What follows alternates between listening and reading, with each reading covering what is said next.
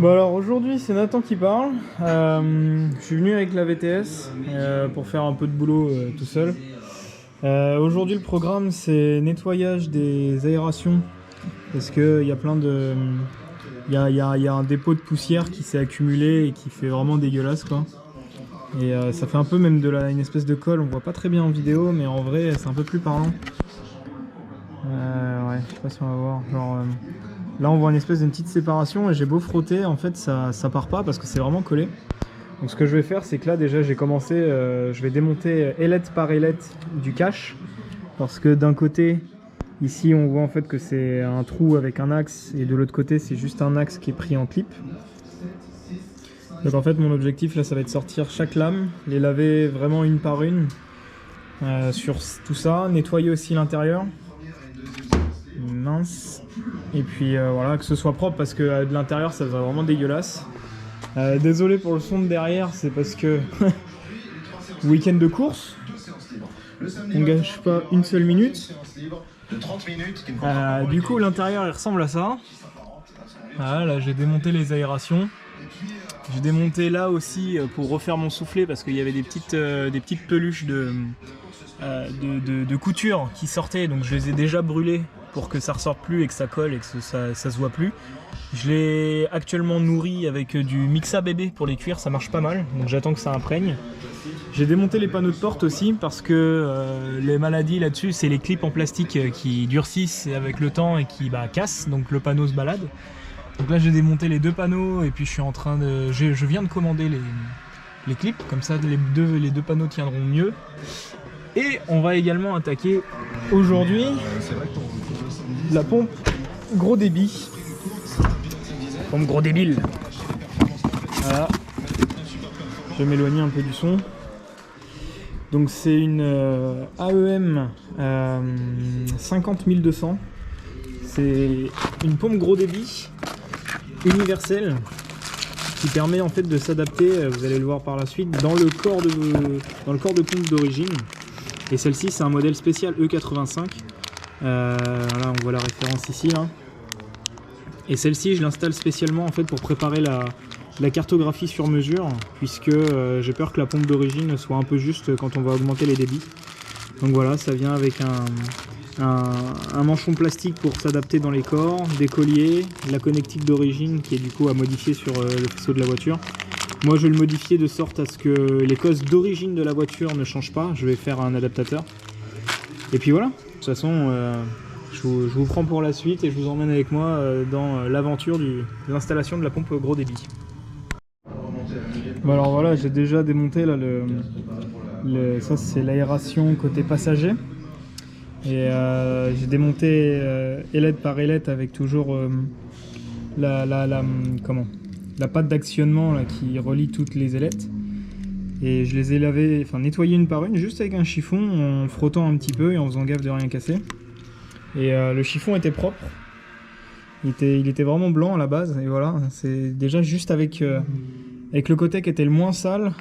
Déjà on voit que au final c'était pas si propre que ça hein.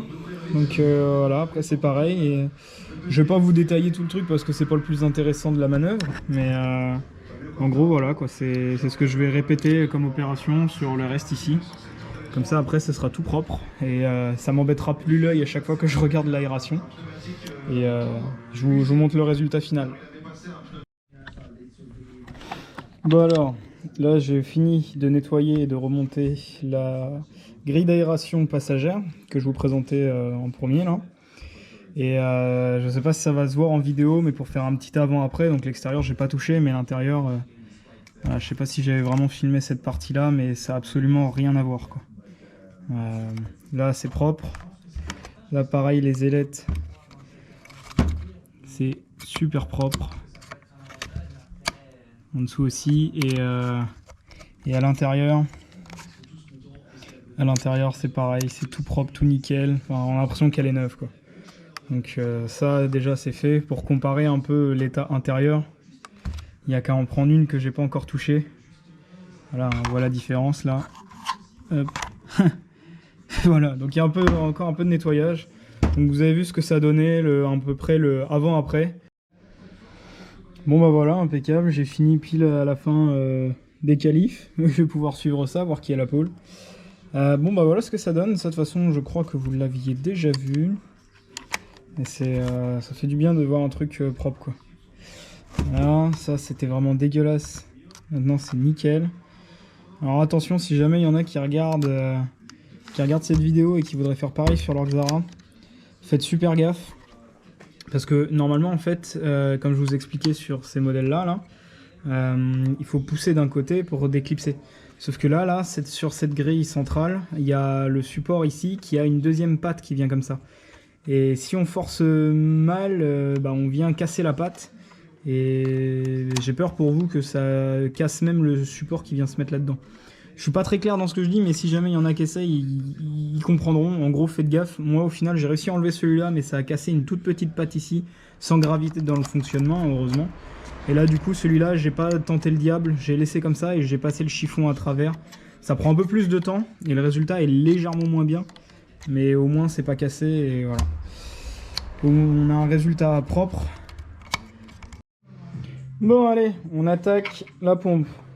Besoin d'un tournevis, gros tournevis plat, un marteau et de quoi éponger l'essence parce que je sais pas si c'est normal sur ce modèle là, mais à partir du moment où on enlève la durite de retour sur le chapeau de la pompe, et bah il y a encore de la pression quoi, donc ça en fout partout.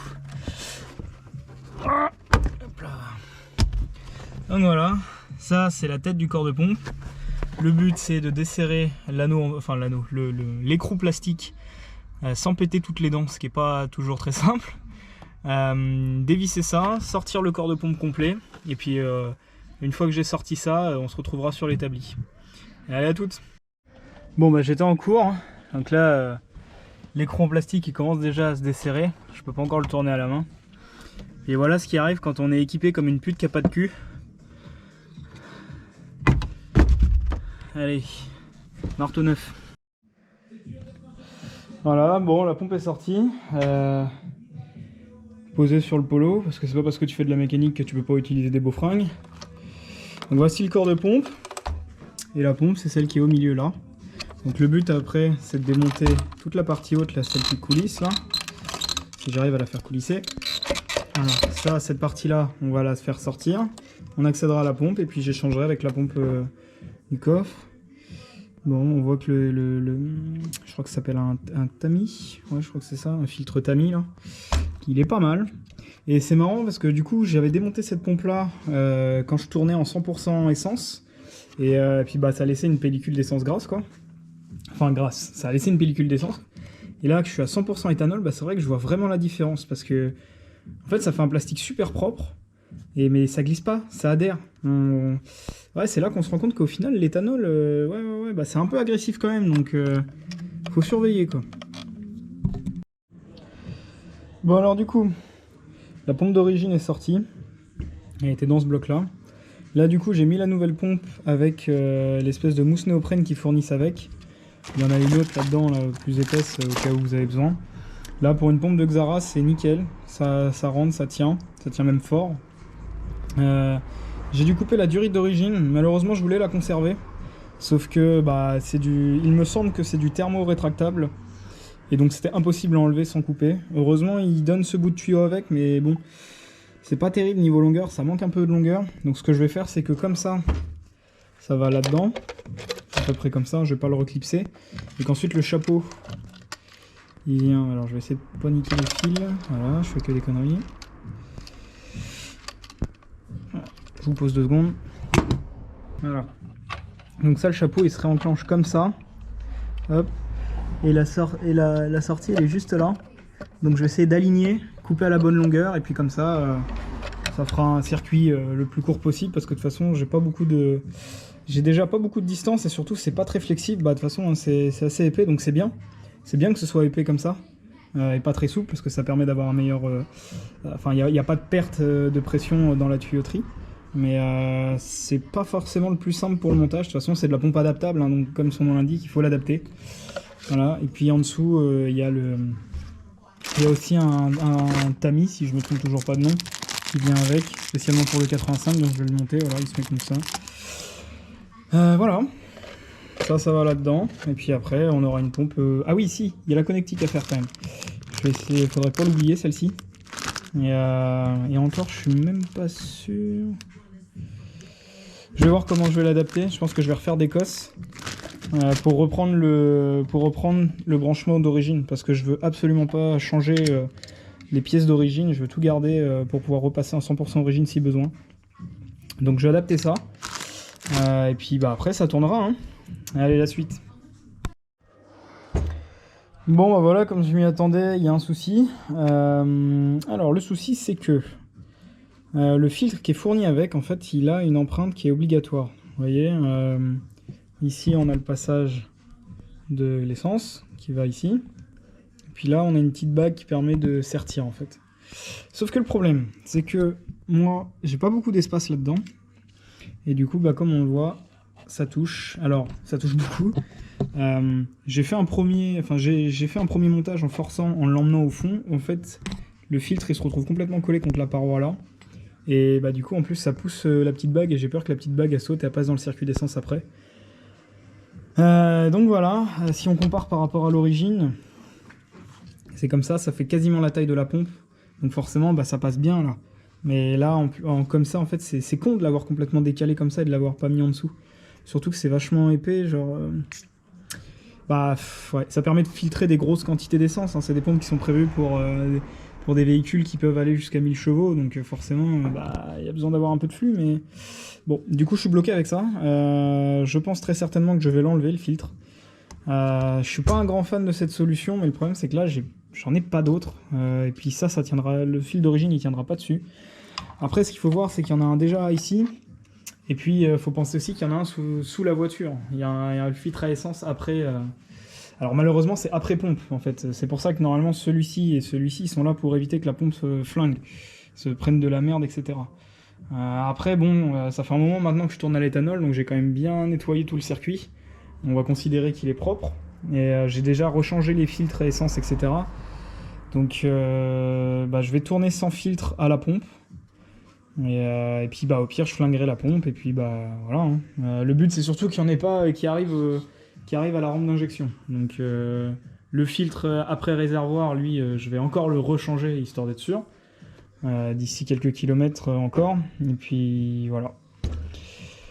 Allez, suivant.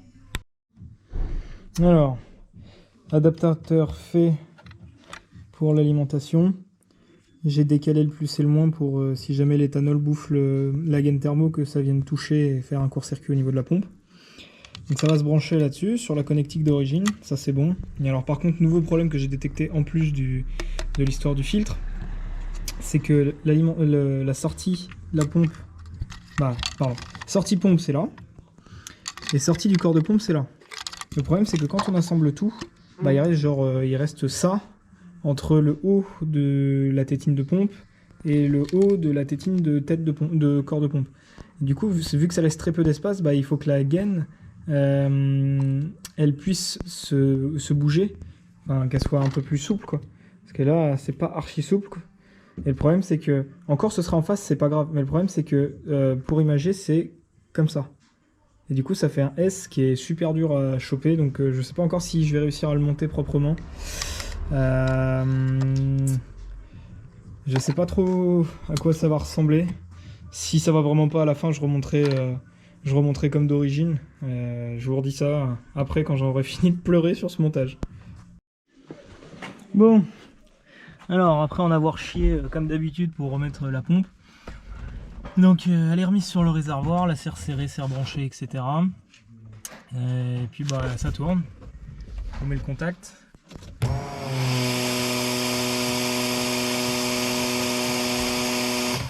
Et je démarre. Ça a l'air d'avoir un peu de moelle quand même. Donc voilà, installation de la pompe adaptable. Comme son nom l'indique, c'est vraiment adaptable, il faut adapter, c'est pas si simple que ça, mais ça fonctionne. Donc bon, opération réussie.